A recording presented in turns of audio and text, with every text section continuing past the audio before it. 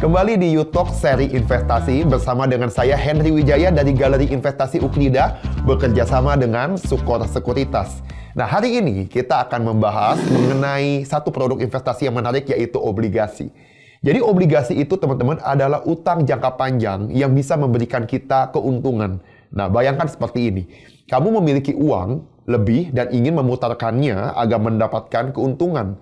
Di sisi lain, ada perusahaan yang membutuhkan dana untuk membiayai usahanya. Nah, obligasi hadir sebagai solusi untuk menguntungkan kedua belah pihak. Obligasi adalah surat berharga yang diterbitkan oleh perusahaan atau pemerintah untuk mengumpulkan dana.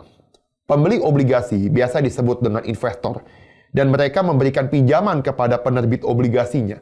Sebagai imbalannya, investor mendapatkan bunga atas pinjaman mereka dan dijanjikan pengembalian pokok pinjaman pada jangka waktu tertentu. Nah, ilustrasinya seperti ini. Perusahaan A contohnya ingin membuka pabrik baru, mereka butuh dana 10 miliar rupiah. Perusahaan A kemudian menerbitkan obligasi dengan nilai 10 miliar rupiah.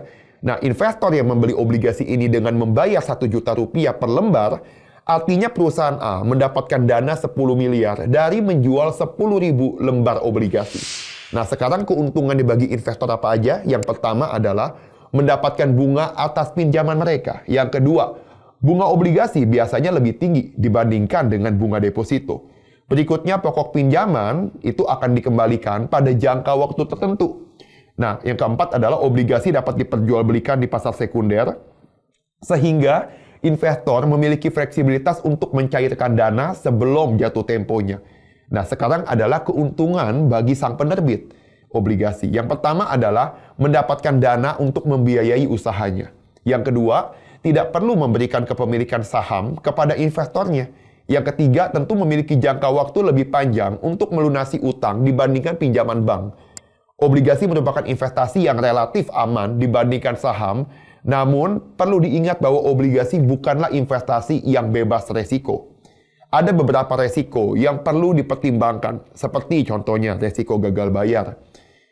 Lalu, ada resiko perubahan suku bunga. Nah, jadi sebelum berinvestasi dalam obligasi, kamu penting sekali untuk memahami dengan baik resiko dan keuntungannya.